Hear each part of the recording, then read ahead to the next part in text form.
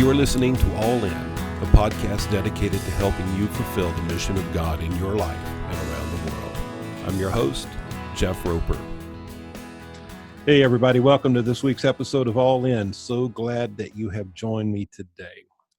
What happens when your life looks like it's going to go one way and reality hits you broadside and knocks you a completely different way? Well, today we're going to explore some of that and what happens when tragedy hits your life, when obstacles hit your life that you were not expecting and anticipating, and how God does end up redeeming that. And today I'm going to interview a young man that I've actually wanted to interview for some time, Andy Opie. Andy, welcome to the podcast.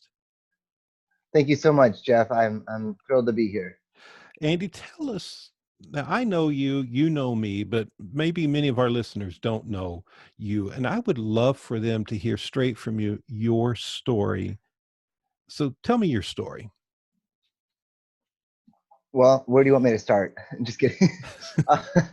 I am. I'll start with the fact that I'm from the Chicago area. I grew up in the Chicago area, and then was in Southern California for a few years with my dad's job. Moved our family there, and then back to the Chicago area. I was I was involved in church my whole life. Involved my family, wonderful Christian family. And I knew God from a very, very early age. I don't even remember when I didn't know God. And going through high school, and I was at a summer camp with our Foursquare camps in the old Great Lakes district. Now they call it something else, but the Great Lakes summer camp. And I was there for one night because a cute girl kept begging me from our youth group, you should come, even if you could just come one time, one night. You should come to the missions night. The missions night is the best night. Now, I was new to the church, new to the idea of going to camp, and had no idea that missions night would be the best night or not. And honestly, I probably couldn't really get away from football. I was in high school football, and I could go to one night. I'll go the night she wants me to go to. It wasn't about missions. There was a girl who wanted me to go, and so I end up going up to Wisconsin, driving 3 hours by myself to get to join up with my youth group. And I'm up there, and it's the same guy. And as a punk high school kid, I was like, oh, missions night's supposed to be awesome. But I heard this guy speak at our church the weekend before. I know what I'm getting. And so he starts going into the same message. He made it a little different for camp, but I was like, I've heard this message, and I start nodding off. And I slept through the message as a punk kid at missions night.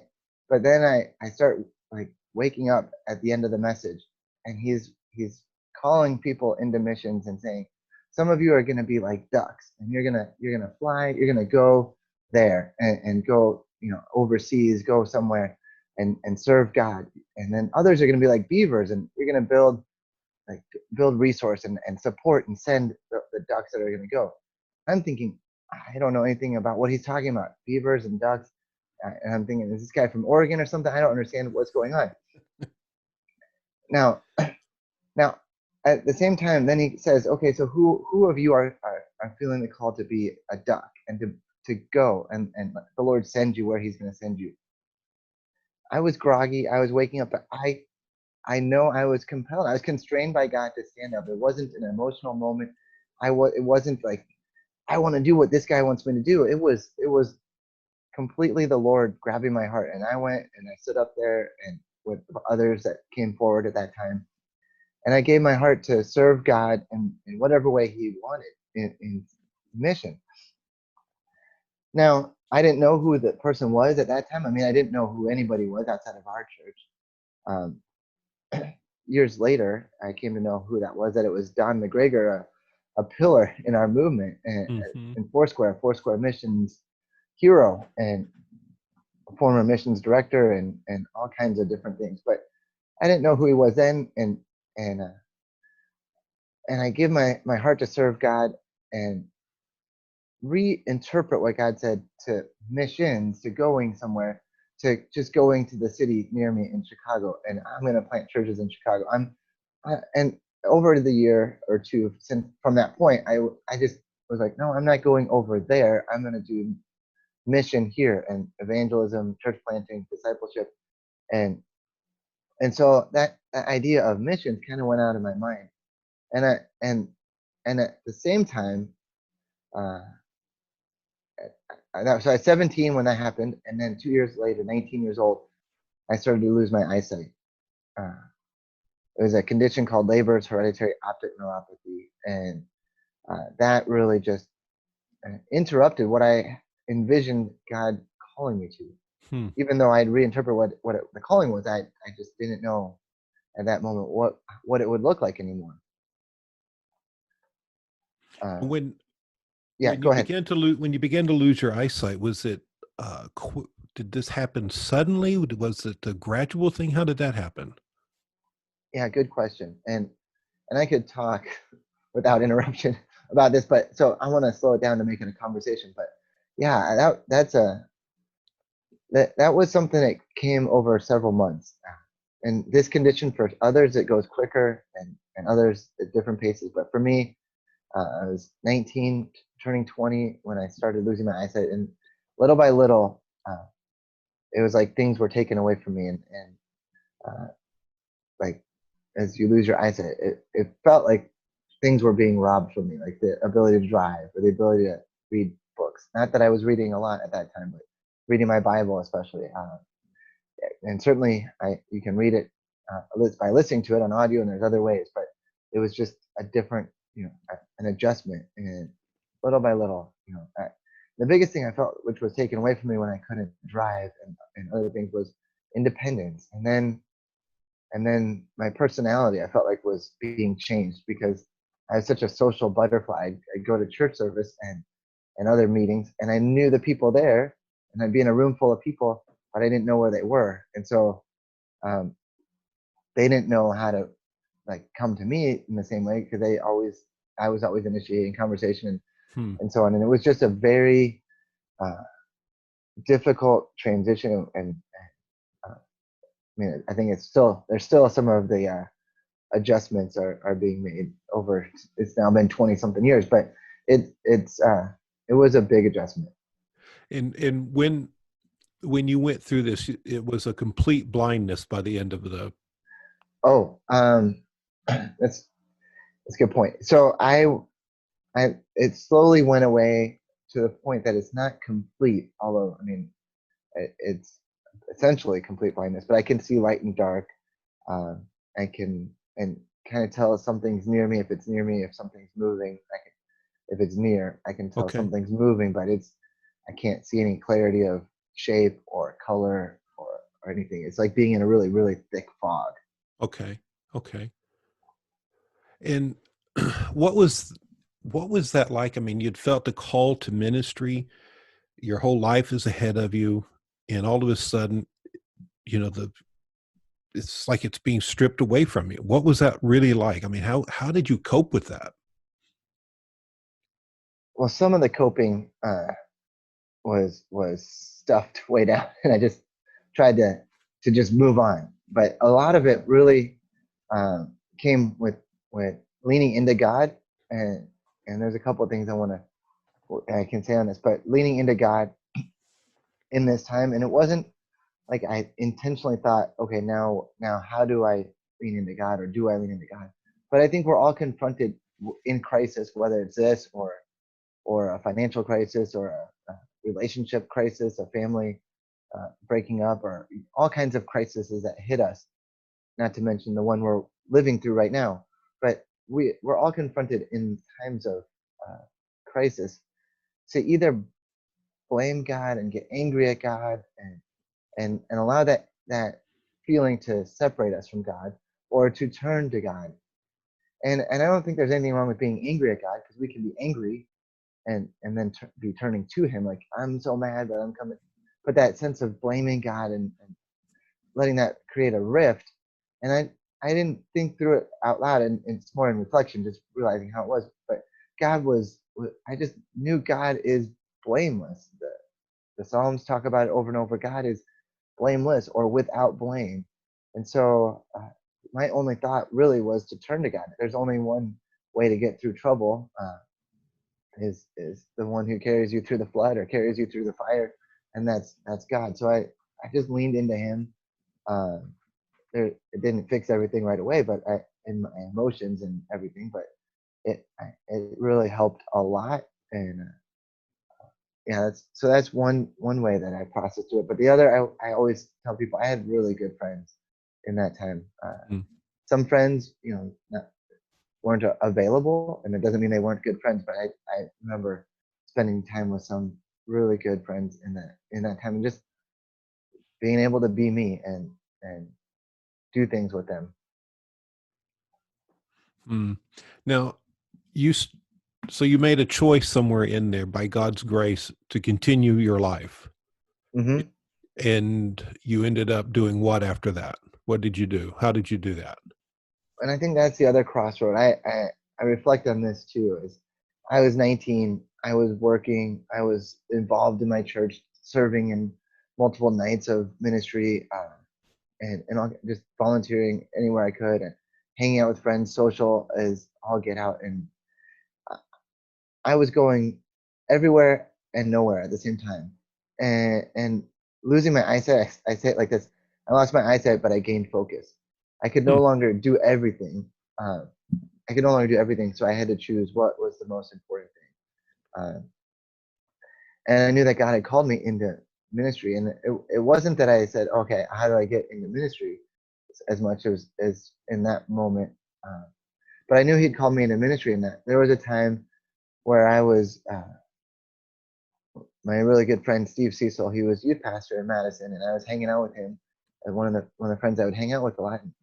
In their worship service one night, I'm just crying out to the Lord in my heart. Okay, God, you've called me into ministry, and just having this dialogue. I don't remember anything particular that God said, but it was just crying out to God. And I say, God, you're gonna have to heal me, thinking I could twist God's arm, hold it, like maybe twist His arm, convince Him to do what I know He can do.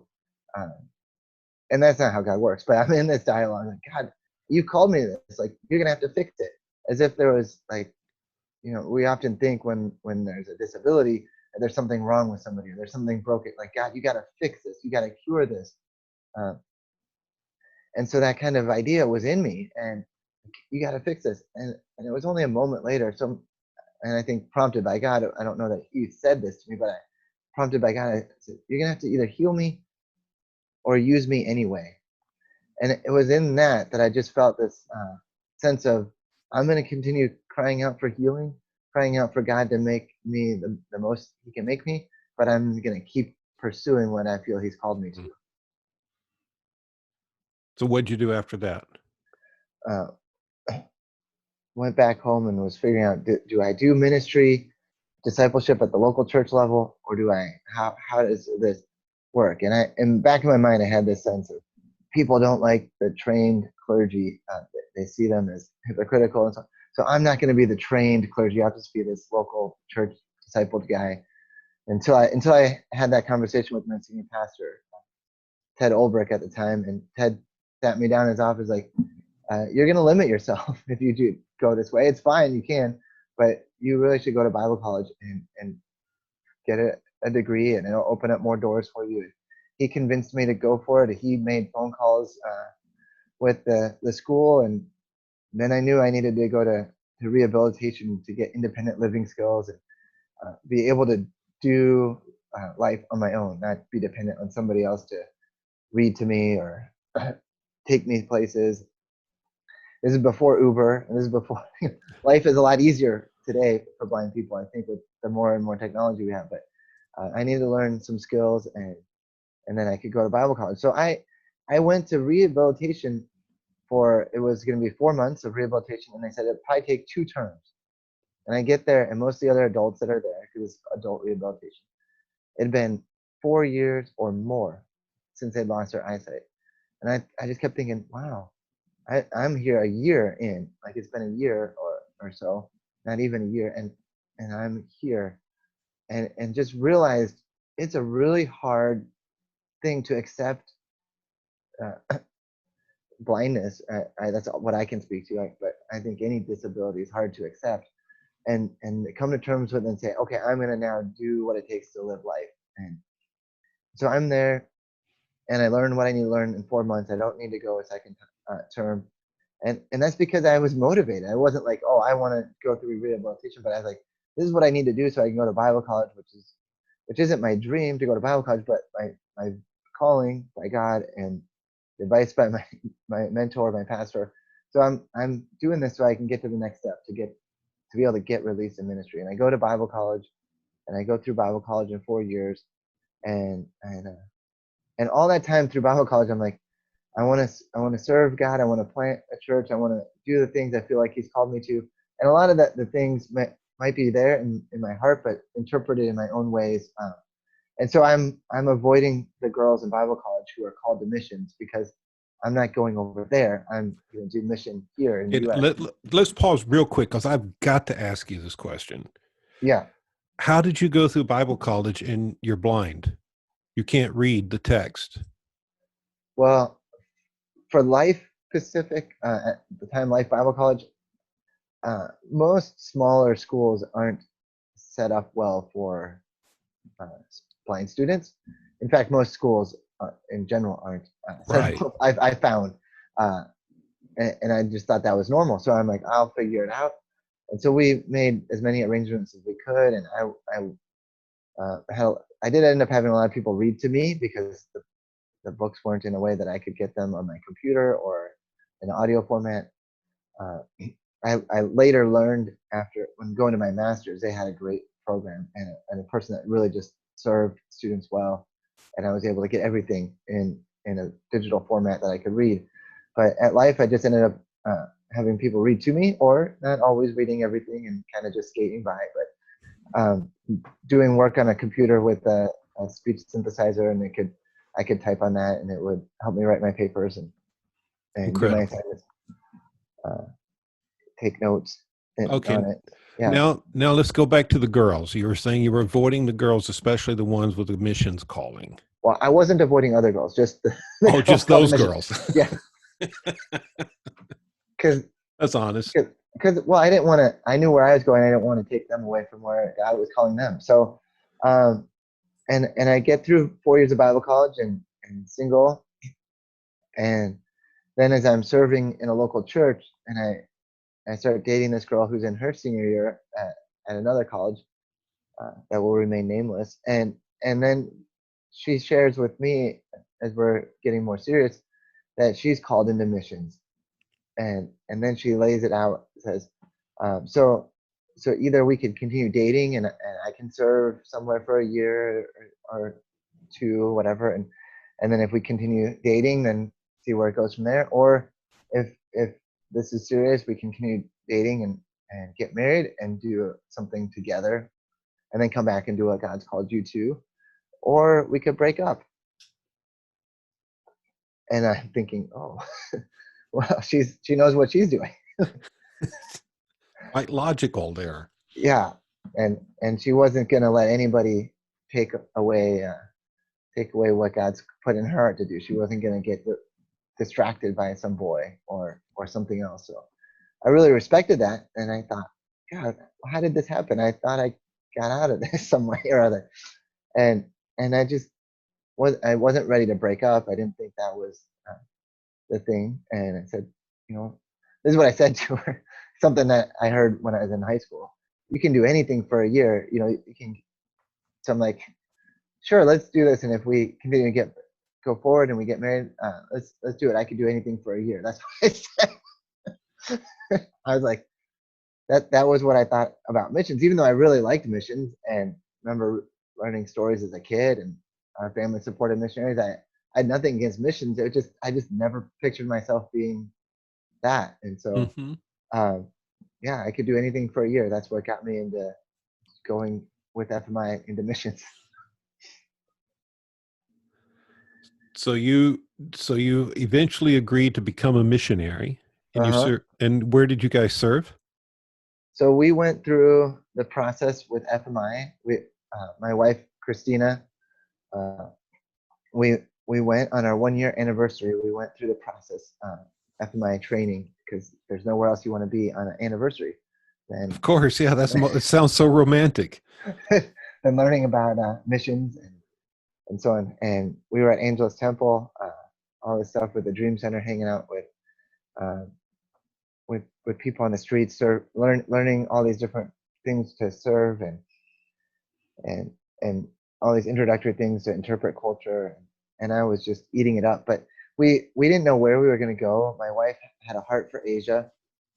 I had a heart for anywhere in the world. I was open, and so we started asking around FMI because we wanted to serve with FMI, and we're like, we're both licensed ministers. I'm ordained.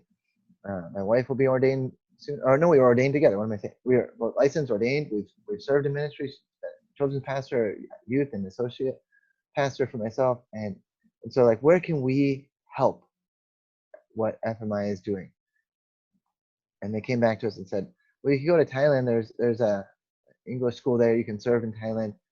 And I'm like, you tell everybody to go to Thailand, because I know lots of people that went there. I'm like, is this just what you tell everybody, or is it like, do our gifts and calling, does that fit where we should go, or is there anywhere else? So we started asking around, and I had a friend who was serving in Malaysia, and he wanted us to go there, but then they came off the field, and we talked with Ted. My pastor was in Cambodia now, and he thought he'd love us there, but because of the rural spot he wanted us to go, it might be hard in my situation to be there if we got sick. And so it was like all these different doors started closing. Other places we reached out to ask were like, no, we'd want more of a commitment, more time, and so we just came back and said, well, let's check out Thailand. Really, nobody else wants us, it seems, or it seems like every other door is closed.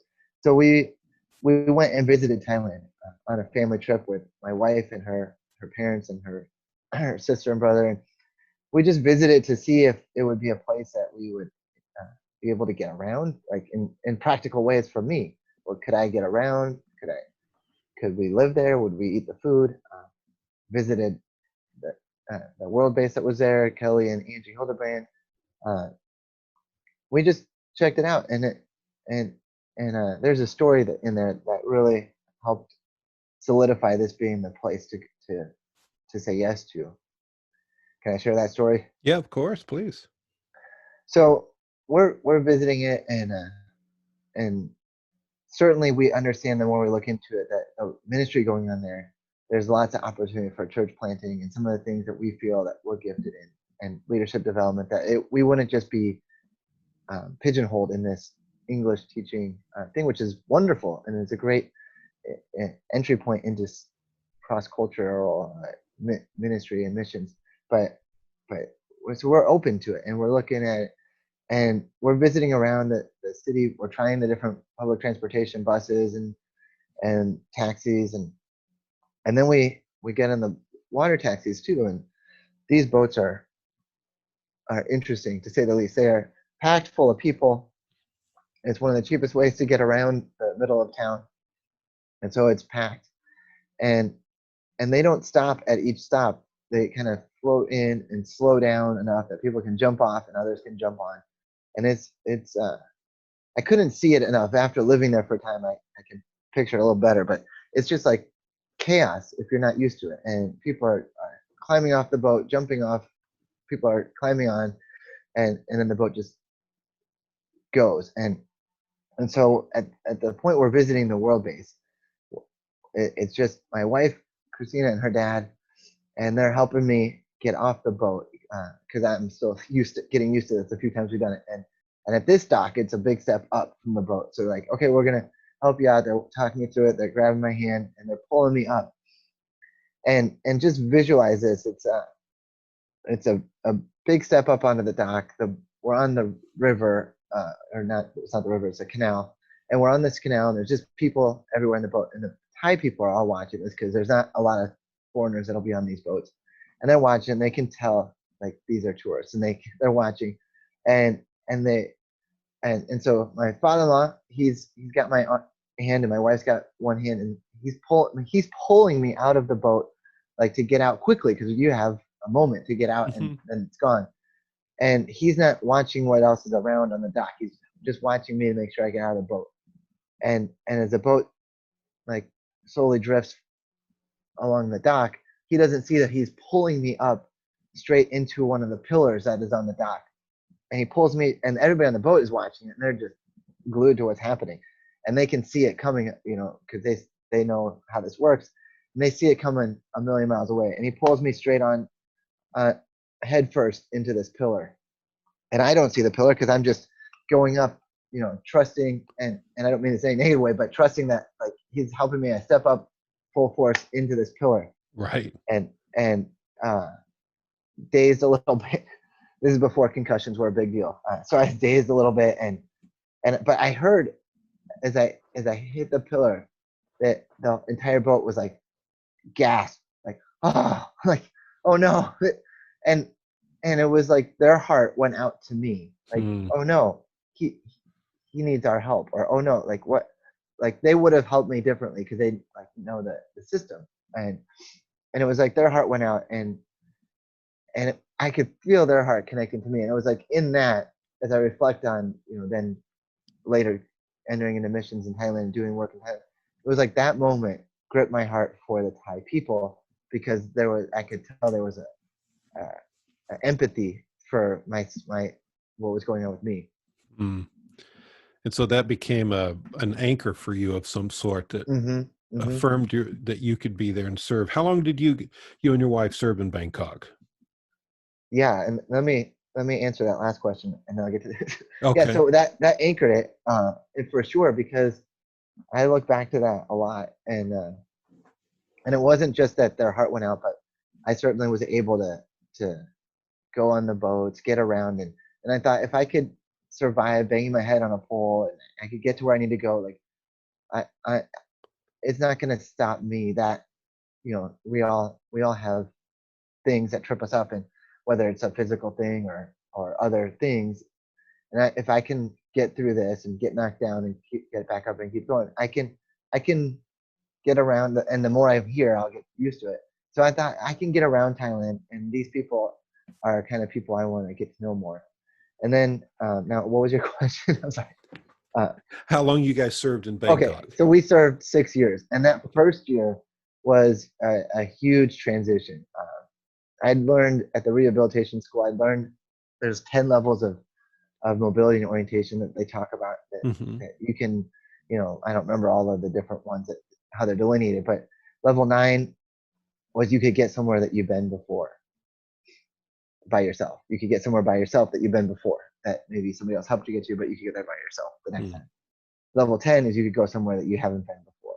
Now this is Chicago, getting around on the L train, the bus, whatever public transportation, and then walk down the sidewalks. So I went all over Chicago, no matter, people today talk about it in such derogatory terms, but I wasn't afraid walking on Chicago. But I'm in Bangkok, and that's a whole nother level. I don't know. That's a whole different animal, isn't it? And it's not just because it's a different language, but their sidewalks they're not laid out for accessibility like we have in the U.S. for people with wheelchairs or that are blind, and so they've got. But not only that, they're laid out for people to make a living. So they've got street vendors, in places, and they've got motorcycles that go on the sidewalks to, for different reasons. They've got people riding bikes on the sidewalk. They've got telephone lines, the big poles right in the middle, and so there's sidewalk. And then not only that, it's a city that's a sinking city. It's built on. I'm blanking now what the land is, but it's like limestone, and so it's sinking. So the sidewalks are completely all broken up, and so some are better than others, but there's lots of places that people who can see trip and fall, and so they're always telling me, "How do you walk around here? You can't see." And my cane certainly would help. It would let me see the places before, but I didn't, and I had trip too. But so that first year, the only places I could go was my apartment to the center, the church and the English school, and I could get down there because it was on the same street, and it was a little quieter side street. And then I could walk to the next street over where we would get street food, and I could walk to the other next street over where there was a hospital when we needed to go to the doctor, or other street food, and 7-Eleven, which was on the corner. And so I could go anywhere I needed to go. I could get stuff from 7-Eleven, whatever food or drink we needed, or street food. I could go to where I worked. I didn't need to go anywhere else. But it felt for a while. And by the end of the year, I could go other places. But I couldn't do a lot on my own. We hired a person to work with me to help me in this classes and teaching English, so that he could be my eyes in there, and he would teach us Thai. He worked with us teaching us Thai and other things. But if he wasn't with me going somewhere, like I could go places with him, but if he wasn't with me, and even when he was with me, walking to that next street to get street food, it was a major road, one of the really busy roads in Bangkok. And so there's buses going right next to you. There's not like a bike lane or any real distance between the curb and the the cars, and buses would go right by there. And I would think, it doesn't take much for me to step off the curb and fall into the street and get smashed by a bus. And so I would walk until I started getting more comfortable. I would walk scared out of my mind, walking to the street food or whatever, and even walking with people. It was a like an adjustment. I like saying adjustment. It was more than an adjustment. I can only it was something imagine. else.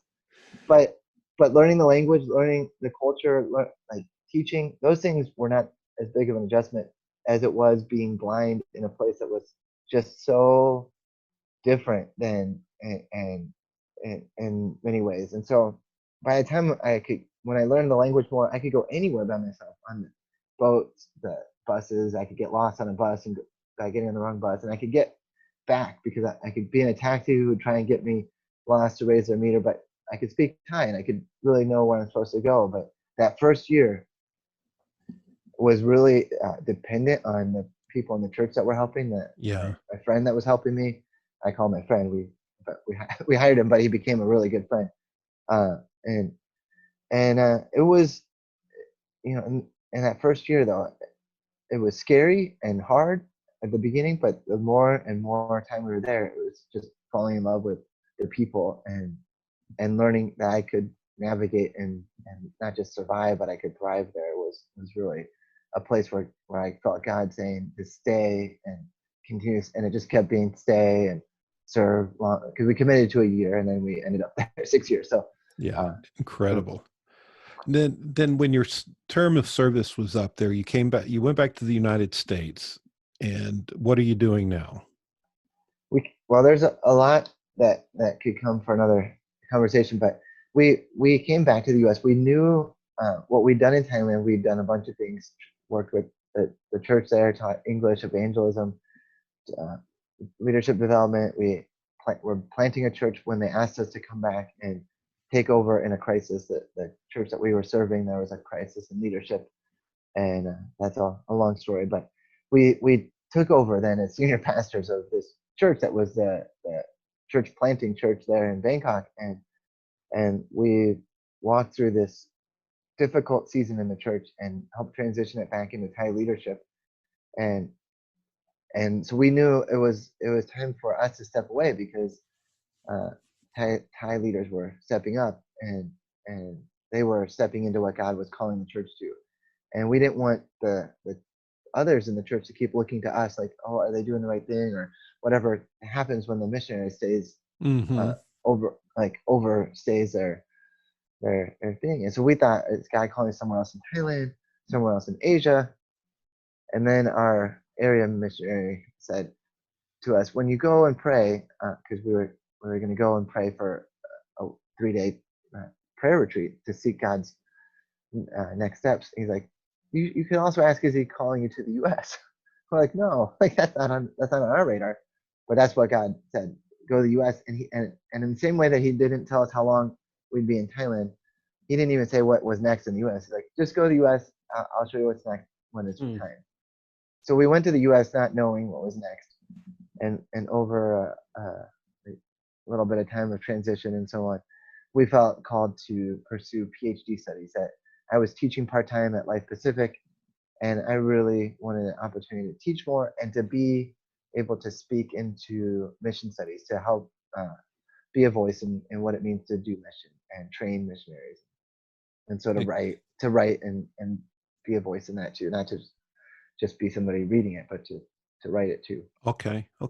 And so you're in a Ph.D. program now at what university? I'm at Trinity Evangelical Divinity School, and one of the standard bearers in evangelical mission studies, and Yes, it is. uh, and there's a number of schools that have been really top notch at sending out missionaries, but also deep thinkers on mission. And so a lot of people that have gone through here have really been influential in mission studies and the whole thing. And so I don't need to go on about all the people there, but it's been a wonderful thing. And I wasn't sure where we were going. We said, well, we'll apply 2 places, Fuller and here, because we have family near one or the other. Just happens that 2 of the 2 top missions schools in the U.S.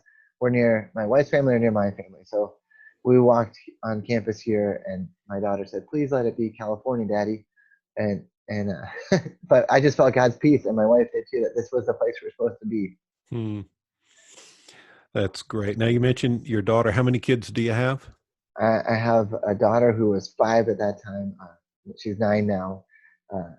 And then my son Zach, he was 1 when we were visiting. He's 5 now, and Oh, he wonderful. he didn't know any better. But now they both wish they were in California because they love being with Nana and Poppy. And Of course, of so, course. Hey, I want to shift the focus a little bit now. I so respect you. I was at the retina specialist week and a half, 2 weeks ago. I have a minor eye disease. It's called Coates disease or Coates syndrome, something like that. I don't even really know what it is, other than I have to go see a retina specialist once a year to make sure that I'm okay, in which thank God I am. And, I had this moment where I'm sitting there waiting for the doctor to come back in after they do all those strange examinations on the inside of your eyes. And I had that momentary flash of panic of what would I do if I lost my eyesight? mhm, And this is my entire world of mhm, being mhm, able to read, being able to live life, to my, mhm, pursuit of scholarship, pursuit of writing, pursuit of ministry, sunsets, all of it. And so to hear you tell your story, all I can say is I'm not worthy. I have this picture of Wayne's World. The guys just dropping on their feet. I'm not worthy. I'm not worthy. I'm such a big baby. And just to hear how you've done this and allowed God to bless your life, that you did not you chose to keep going, and that whatever life threw at you, you responded well to it. So kudos, man. Good on you. I do want to shift real quickly on one issue, and it's how do we uh, minister and serve those who are blind and who are visually impaired? Because you mentioned earlier, church sometimes and institutions really don't do a very good job at this. And I can imagine the awkwardness that people even have of going, how do you even approach this person? How do you help them? What insights would you give as a person with visual impairment? How can the church, just in general, do a better job serving people with this condition, as well as any other condition that you might think of? mhm. That's a great question. And I keep thinking through what I'm, because of my story and what I'm studying, is not only how can we serve people who have challenges, um, but how do we release people with disabilities to serve in mission and to serve in the church, to serve in what God's called them to. And so let me come back to your question in a moment, but I think sometimes we have this barrier of we don't even know and I'm going to say these people just to be maybe a little shocking, but what these people can do. And so we already are categorizing Right. them by saying these people. Um, Exactly.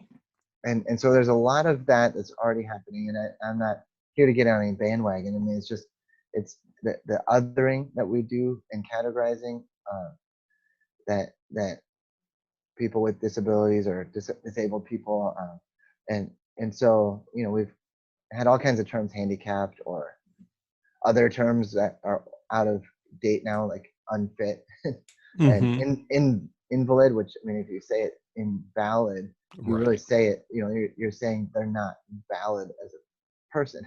They're invalid. They're not even a valid human. And so,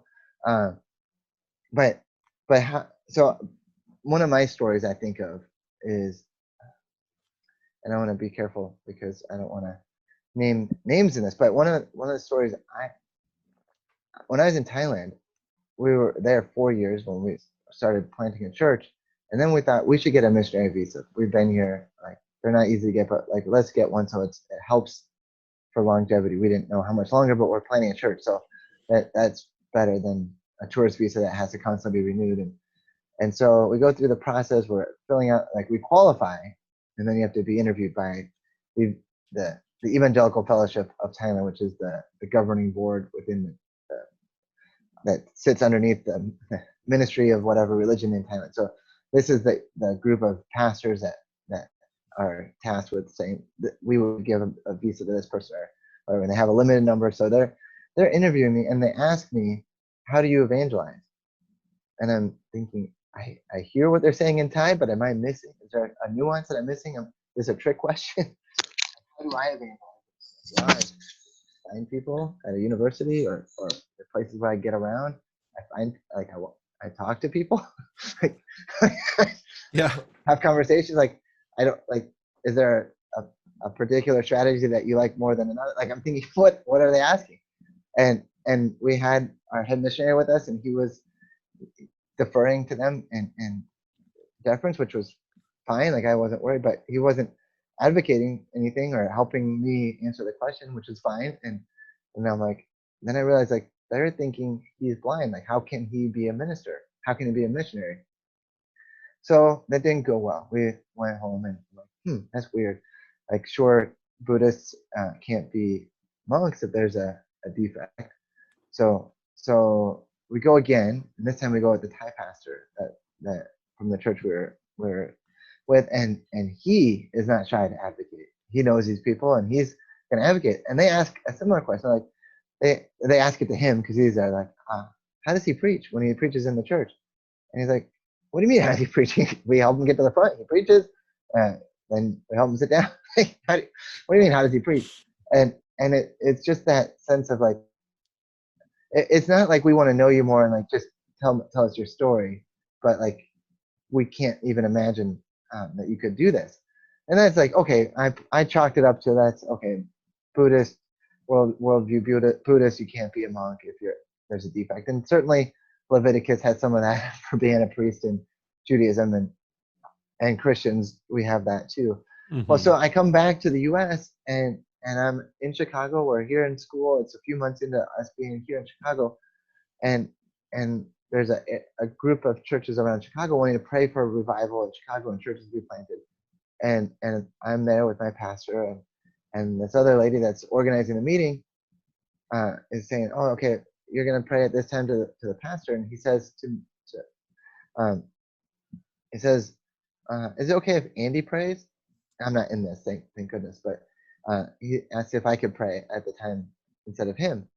And she's like, can he pray? And my pastor's just flabbergasted, like, what does that even mean? Like, can he pray? He's a missionary. He's a minister. Like, what do you mean? Can he pray? Like, yes, he can pray. But these are the questions that I get. And I think this can illustrate too. I don't feel offended. And I think that is not, I mean, maybe that's abnormal. Maybe I should be. But that's not the point. I mean, we can all be offended by all kinds of stuff. But the point is to try and view people we want to serve as humans, and like, maybe they can't pray because of some other reason, or maybe they can, but like, start in serving people. I think a lot of what I learned in missions and serving whether it's Dwayne Elmer's cross-cultural servanthood, serving is a big part of mission, but also relationship. And you can't serve people until you have a relationship.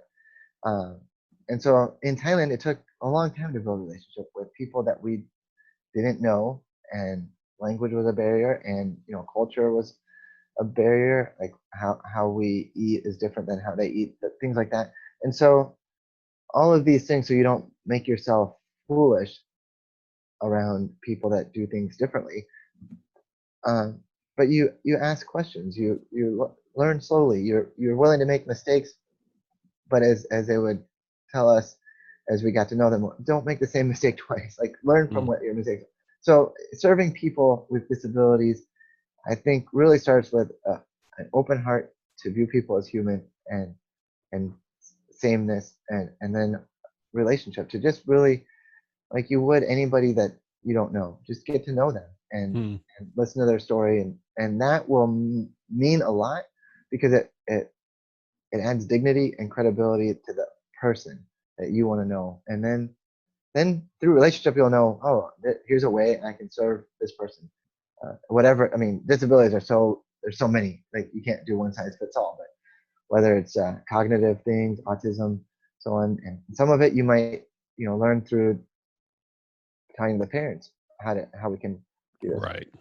But if it's blindness, you can learn through asking them, how can we serve that? If it's wheelchair, what if it's wheelchair is not the disability, wheelchair is the assistive technology. But if it's somebody who needs help with other things, you can ask them, how can we help you? And here's something for me. I mean, I have lots of people helping me, and over time, whether it's helping me walk somewhere I didn't know where to go, and I'll allow help in lots of ways. But so I think I'm different. But some people can be offended, and I think rightfully so, when you're helping them do something they can do.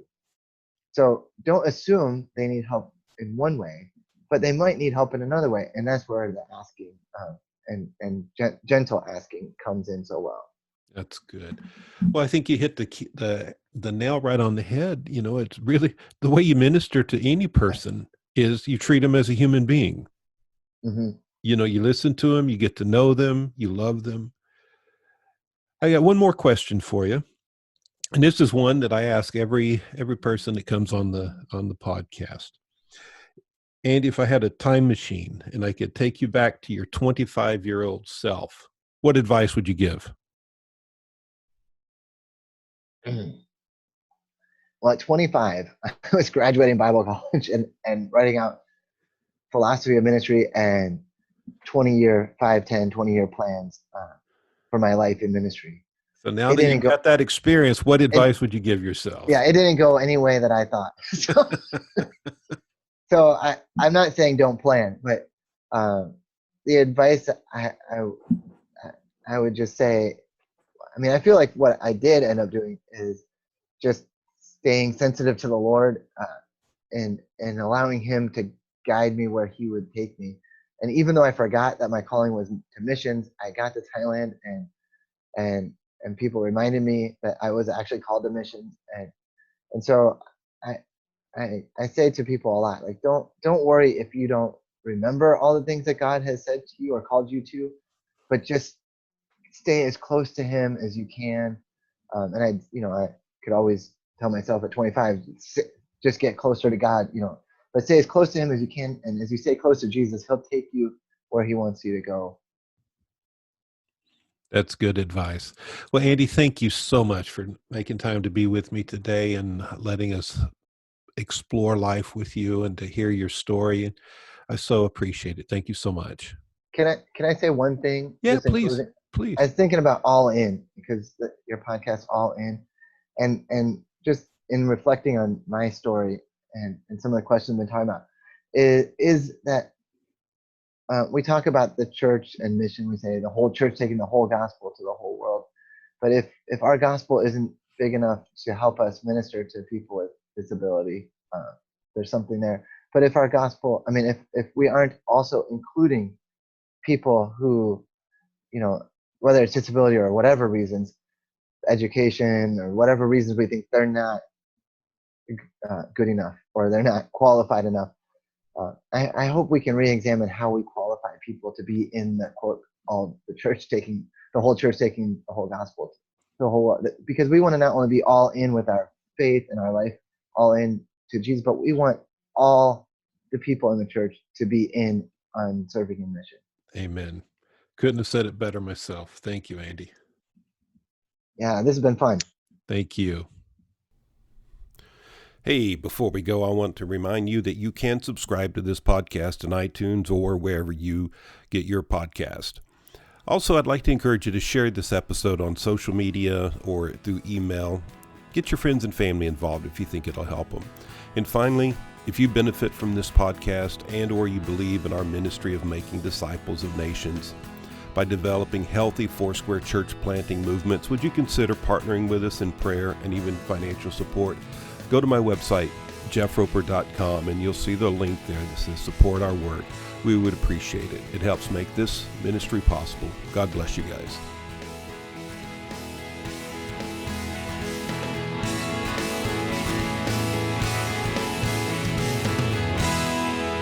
It's your life. Now go live it.